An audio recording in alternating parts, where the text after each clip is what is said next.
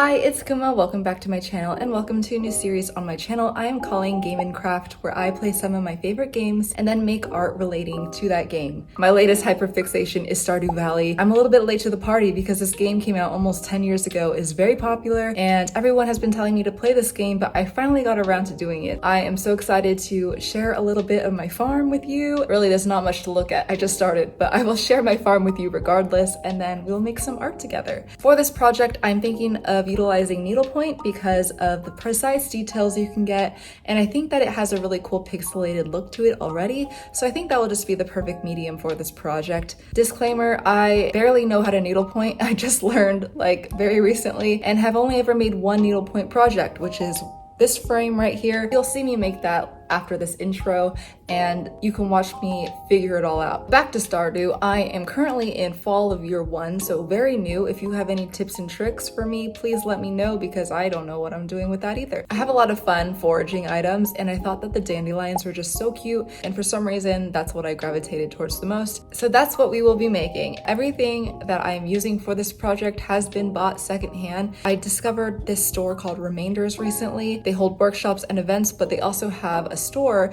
where you can buy used art supplies, and that is where I purchased everything that I am using for this project. So I hope that you enjoy this video, and let's just get on into it. So to start our needlepoint journey, we really have to go back to the beginning when I was gifted this needlepoint craft kit by my best friend. She's been doing needlepoint for a little bit, so she wanted me to try it also. So this craft kit came all the way from Portugal, from Unwind Studios, and they have illustrators create the templates for these craft kits. So it's a really well-made kit with really high-end materials from what I could tell. This craft kit came with everything you needed to get started. It came with a guide, 2 needles, all the embroidery floss you would need, and also a QR code where it'll show you some inspiration on what stitches you could use for whatever art piece you chose. I started this project back in May, and it took quite a while for me to finish that first project and then transition over into my Stardew Valley project, so that just shows how long this has actually been in the works for. It's not a hobby you could really blaze through if you are someone who likes instant gratification like myself. You might find this a bit time consuming and you might want to give up sometimes. To illustrate that fact further, here are some clips of me crashing out and doing my best. These holes are small, man. It's looking kind of weird. Yeah, I don't know. Despite all that, I actually did really enjoy this craft. One thing about needlepoint is that it isn't really a linear craft. There are so many types of stitches you can use, and it really is just up to you to choose what you want to do. You might love that. You might find that frustrating. At first, I was a little bewildered. There's a ton of stitches I haven't even attempted yet, but the ones that I did attempt, most were a success, some were not. Now that it's on the wall, you can't really tell that I messed up. So that's the beauty of it, I guess. Overall, I did really enjoy learning how to do this, and I think doing this craft kit was a great way to get started to figure out how to make my own project, which you will see in a little bit.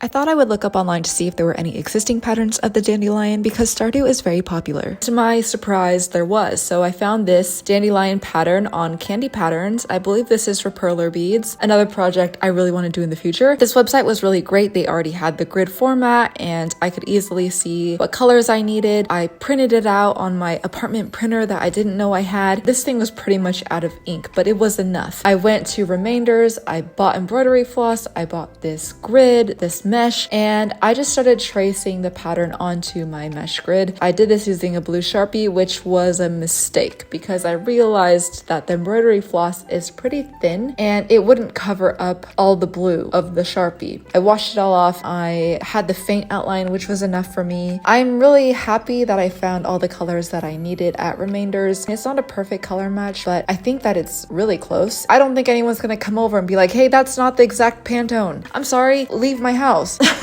If you know, you know. If you don't know, you will know. Now, after watching this, I'll tell you the thing that I know, and that is the continental stitch. And I use this stitch for the entirety of this project. It is the most basic of all the stitches, and I think that if you do one thing well, you should do that. Instead of getting crazy with the stitches, I thought that I would just keep it simple. You know, it's my first time doing my own project. I wanted to make sure that it looked good, and I knew I could do that by doing one stitch well. You'll notice on the screen I have a reference of each box, and as I completed different squares, I would put an X on that square so I knew that I did that, and that just helped me keep track so I wouldn't get lost in the sauce. Something that I learned is that you don't really want to work with too much embroidery thread at a time. I would start with maybe an arm's length of thread and go from there. I wanted to use like as much thread as I could for each section because I thought it would save me time having to weave the ends in and having to recut thread and tie knots. I just thought it would be faster to use more thread, but what ended up happening was that my threads would get tangled while I was working. It would form knots and I wouldn't be able to pull them through the mesh, so I would have to stop whatever I'm doing and untangle things. I think it ended up taking more time. If I were to do this again, I would just use less thread. It's day 3 of the Stardew Needlepoint project, and this is where we're at so far. I'm so happy with it. I think it looks so good. I have one more flower to add, and then the base of the flower will be done. After that, I will likely add some sort of background with whatever space I have left on the margins. The only issue with that is that I don't have enough of one single color to have a cohesive background. I'll figure something out. And then the last thing would be to cut it out and then add a picture frame. Things are going swimmingly. This project has taken quite a long time because it might be hard to tell, but with the pixels, there are so many different colors. There's a lot of different shades of green, and each time you change your color, you have to thread your needle, so all of that just takes a bit of time. The color accuracy of the greens is pretty good. This flower is going to be very different. It's okay. We work with what we got. I know you really want to see me work on this for hours on end, but I'm going to interrupt this with a little presentation that you need to see. Hi, thank you for coming to my presentation today. This is a topic that is very near and dear to my heart and something that I could really use your input on, so I would like you to pay attention, please. So today I will be discussing this topic of who I should marry in Stardew Valley. So first, I will talk about the love of my life, Robin. I can't marry her, unfortunately. Apparently this game does not allow for poly relationships. Maybe I'm not the real father, but I am the father who could step up. Robin is the local carpenter. She's lovely, she's nice. She built my coop, she helped upgrade my house, and she's just working late. She is not a singer, but she is a carpenter who works throughout the night from the minute she wakes up to when I fall asleep. She is at my farm, and I kind of took that to mean that she liked me. Apparently this wasn't the case. The only cons, are that she is married and that she has children that are my age. But that's not really a con, nor is it a red flag. It's more of like a beige flag. I'd marry her husband too if I could. He's a nice guy. He did tell me to back off from his daughter, but I was like, no, I'm not interested in her. It's your wife. I can't marry Robin. I just wanted to throw her in here so you know what my taste is. Penny is an eligible bachelorette. She's pretty, she likes bugs, she tutors the kids, she's just a friendly gal, a little bit shy, a little bit introverted. The cons are that she sits by a bush all day.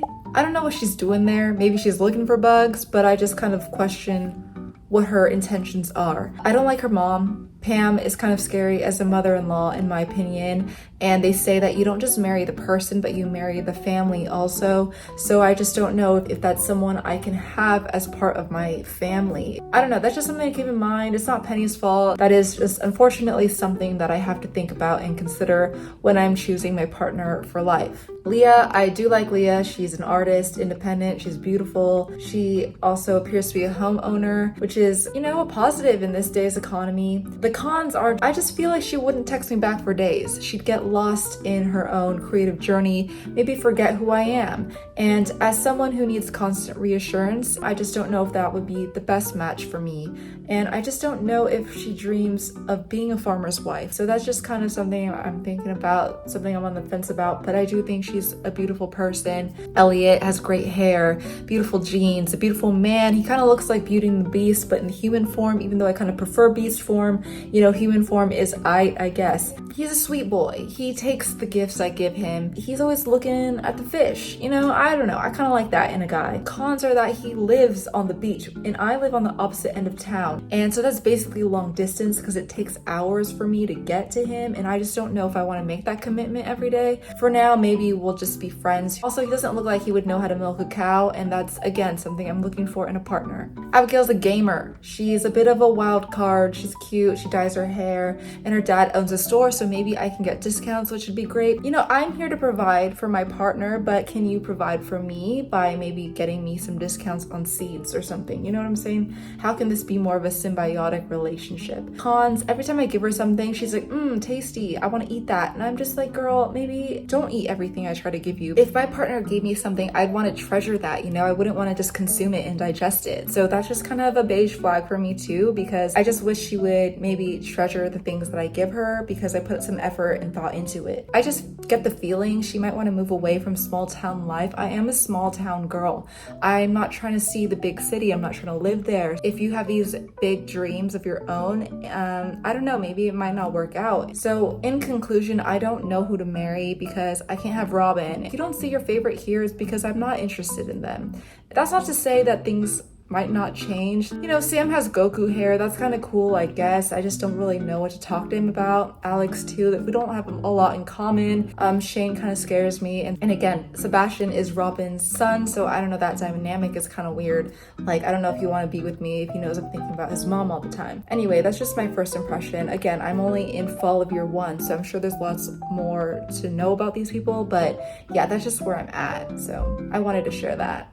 Thanks for coming to my TED Talk. Now let's get back to work. I do have a confession. At the beginning of this video, I said everything was from Remainders, but to be transparent, I ended up going to Blix. I know, I'm sorry. Yeah, I just really wanted a solid color background and didn't have enough for that, so that's what ended up happening. I did, however, buy a picture frame secondhand at my local thrift store, so please forgive me. I'm not gonna lie, it was at this point that I thought I was gonna go crazy. I spent so many hours just doing the background, and because you're not changing your colors at all, it just feels really monotonous, so I was just struggling hard. It took a few days, and I would just needlepoint well into the night and feel like I didn't make any progress. This takes some mental fortitude, but it needed to be done. I was running out of embroidery thread and was a little bit panicked because I've already bought the frame that I wanted to use, and it was a little bit larger than anticipated. I had enough thread for the sides, but not enough for the top and bottom, so I ended up cutting the mat board that came in the frame and just used the top and bottom to help frame the piece, and I think it looks really nice. After 2 more hours of doing needlepoint, it was finally time to reveal the final project.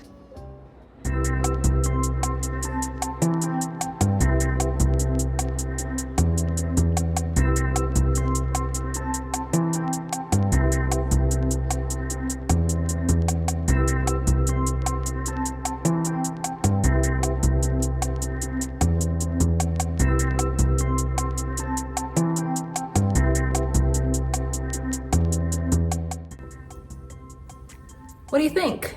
If I redid this project, there are a few things that I would change. I like the seafoam green background color that I chose, but I think that it kind of detracts from the main focal point, which I wanted to be the dandelion, and because there is already a lot of green present, if I could choose a lighter color, I probably would have done that.